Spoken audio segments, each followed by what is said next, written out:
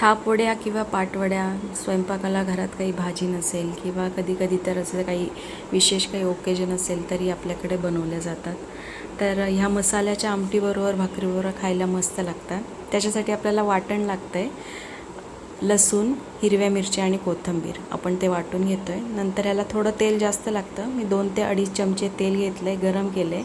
त्याच्यामध्ये मी जिरे, ओवा आणि मोहरी टाकते. छान तडतडलं की त्याच्यात हे आपलं वाटण टाकायचं आहे. जिरे मोहरी तडतडले की गॅस कमी करा आणि मग हे वाटण त्याच्यात टाका, नाही तर हे जळून जाईल.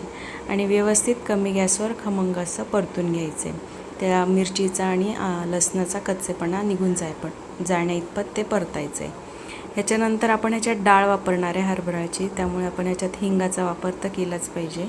त्याच्यानंतर हळद टाकतो आहे आपण. हे व्यवस्थित परतून घ्यायचं आहे. ह्याच्यानंतर ह्याला छान परतल्यानंतर ह्याच्यात मी जे मिक्सरमध्ये वाटण करून घेतलं होतं त्याच्यातच पाणी टाकते आहे आणि ते पाणी घेऊन साधारण 1 कप असं पाणी ह्याच्यामध्ये मी आत्ता टाकणार आहे. आणि नंतर जसं लागेल तसं मी टाकत गेले आणि मला अजून 1 कप वर आणि थोडं वरती असं पाणी याला लागलं. म्हणजे 2 कप आणि वरती 2-3 चमचे असं पूर्ण पाणी यायला लागले. आता ह्याच पाण्यात मी चवीपुरतं मीठ टाकते आहे.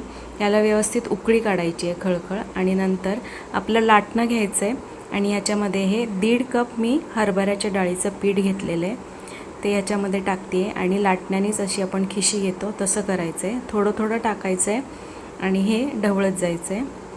आणि ह्या आपण जेवढं 1 कप पाणी घेतलं आहे त्याच्यामध्ये हे पूर्णपणे हे व्यवस्थित मिक्स होतं. नंतर जसं लागेल तसं मी थोडं थोडं करून पाणी याच्यात टाकत गेले, जेणेकरून हे फार पातळ होणार नाही आणि मग वड्या थापताना आपल्याला त्रास होणार नाही. तर हे 1 कप पाण्यामध्ये व्यवस्थित असं मिक्स करून घेतलं आहे आणि नंतर थोडं थोडं लागेल तेवढं पाणी मी टाकत गेले. आणि 1 कप आणि 2 ते 3 चमचेवरती मला अजून पाणी लागलं मग ह्याच्यात मळेपर्यंत. साधारण हरभऱ्याच्या डाळीच्या पिठाचं आणि पाण्याचं प्रमाण हे 1:2 असंच असतं शक्यतो. पण कधीकधी आपलं डाळ जर जुनी असेल आणि त्याचं पीठ जर आपण केलं असेल तर त्याला कदाचित पाणी जास्त लागतं आहे.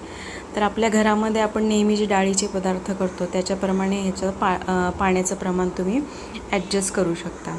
तर हे व्यवस्थित असं लाटण्यानेच व्यवस्थित खिशी घेऊन घ्यायची आहे आणि ते पीठ व्यवस्थित याच्यात मिक्स करून शिजवून घ्यायचं आहे. तर हे बघा असं मी थोडं थोडं करत सगळं पाणी याच्यामध्ये टाकलं आहे.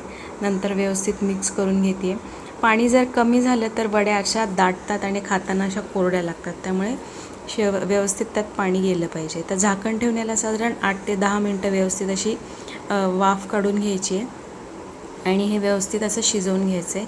असा गोळा असा एकसंध निघतो. याचं शक्यतो तुम्ही खाऊन पाहिलं तर तुम्हाला जास्त लवकर लक्षात येईल. टाळूला चिकटत नाही आहे किंवा दातात चिकटत नाही, त्यामुळे तुम्हाला लक्षात येतं.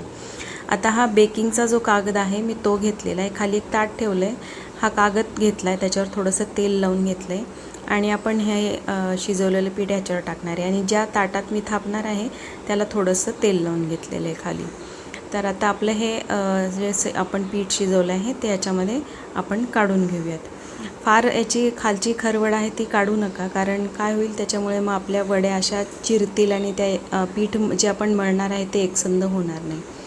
तर हे पीठ या कागदावर काढून घ्यायचं आहे आणि हे गरम असतानाच मळायचं आहे, कारण एकदा ते थंड झालं की मळलं जात नाही आणि वड्या एकसारख्या होत नाही आणि त्या चिरतात, मग अशा थापता येत नाही आणि त्या वड्याही व्यवस्थित पडत नाही. हे साधारण 8 ते 9 मिनटं किंवा कदाचित जेवढं तुमचं पिठाचं प्रमाण असेल त्याच्याप्रमाणे याला वेळ लागेल. तर हे एकसारखं आपलं गव्हाचं पीठ मळल्यावर जसं दिसतं अगदी तसं होतं. हे व्यवस्थित या कागदाने मळून घ्यायचं आहे. शक्यतो प्लॅस्टिकचा गरम ह्याच्याबरोबर वापर टाळावा आपण, म्हणून मी हा कागद वापरते. हे बघा एकसारखं असं आपलं अजूनही गरम आहे असं पीठ आपलं आपण बनवून घ्यायचे. आता आपण ज्या ताटात थापणार आहोत ते ताट मी घेते आहे.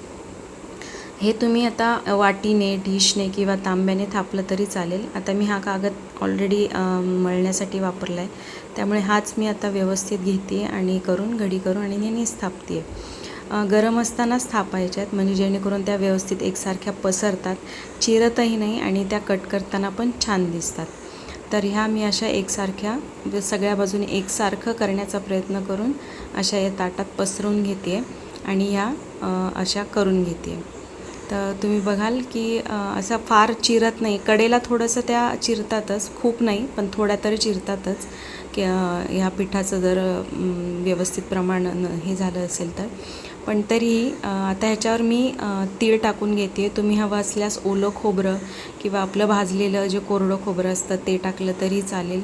आणि थोडी कोथिंबीर टाका वरून, जेणेकरून डेकोरेशनही छान दिसतं आणि ते खायलाही छान लागते. तर हे आता थापून झालं आहे आणि वरतून मी थोडंसं दाबून घेते, जेणेकरून या पिठाला ते चिकटून राहील आणि वड्या जेव्हा पाडू तेव्हा त्याच्याबरोबर ते येतील. तर हे असं आपलं करून झालेलं आहे आणि हे असं मी व्यवस्थित करून घेते. याला थंड होऊ द्यायचं आहे आणि नंतर ह्याच्या वड्या पाडून घ्यायच्या आहेत. तर ग्रीन लीफ किचनमध्ये तुम्हा सगळ्यांचं स्वागत आहे. मी या चॅनलवर नव्या जुन्या अशा रेसिपी शेअर करत असते. तुम्हीही त्या नक्की बघाल आणि तुम्ही करून बघाल आणि तुम्हाला आवडल्यास तुम्ही नक्कीच सांगा मला की तुम्हाला त्या आवडत आहेत का, आणि अशा कुठल्या जुन्या रेसिपीज तुम्हाला अजून बघायला आवडतील त्याही तुम्ही कमेंट करून नक्कीच सांगा. तर अशा आपल्या ह्या वड्या आपल्या करून झाल्या आहेत आणि ह्या आता आपण थंड झाल्यावर काढून घ्यायच्या आहेत. कधी तुम्हाला वाटलं की या वड्या थोड्या कच्च्या आहेत तर थोड्यानंतर तुम्ही जसं आपण वाफवतो तशा वाफवून घेतल्या तरी चालतात. एखाद्या वेळेस तसं होतं. चॅनलवर नवीन असाल तर नक्की सबस्क्राईब करा. धन्यवाद.